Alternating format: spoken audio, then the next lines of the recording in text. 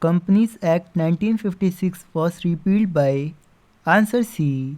Companies Act 2013. When did the Companies Act 2013 came into force? Answer D. 20 August 2013. Companies Act 2013 consists of dash sections. Answer D. 470. Which new type of company was introduced in Companies Act 2013? Answer D. All of the above. Which of the following is a feature of a registered company? Answer D. All of the above. Registration of a company is answer B. Compulsory.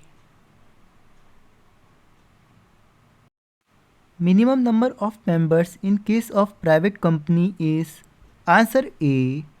2. Minimum number of members in case of public company is answer B. 7. Maximum number of members in case of public company is answer D. No limit. MOA of a company defines it. Answer A. Scope of operation. A company incorporated by the Act of the Parliament is answer A. Statutory company. East India Company was an example of answer D. Chartered company. Minimum paid up capital of a public company is answer D. No limit. Property of a company belongs to answer A. Company. Which of the following cannot be a member of a company? Answer D.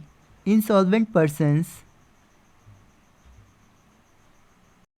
The company's nationality is decided by its answer B. Its registered office. In which section of a Companies Act board committees are formulated? Answer B. Section 177. Under Section 149 of the Companies Act 2013, every company shall have how many women directors? Answer A. 1. The first directors of a public company are appointed by the answer C. Shareholders in general meeting. A person cannot hold office of a director simultaneously is more than answer B. 15 companies. Which of the following type of a company requires only one director? Answer C. 1% company. The minimum number of members necessary for a meeting is called as answer A. Quorum. Class meeting is a meeting of answer A. Meeting of members. For increasing the number of directors of more than 15, answer B. Pass a special resolution.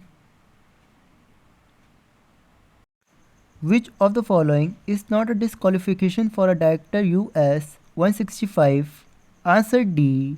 None of the above. What is the period for which book of accounts must be retained by the company? Answer D. 8 years.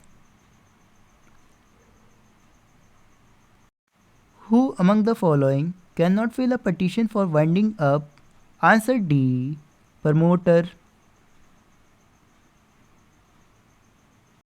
The company liquidator has to submit the reports on the progress of winding up. Answer C. Quarterly. official liquidators are appointed from a panel of professional firms of? Answer D. All of the above.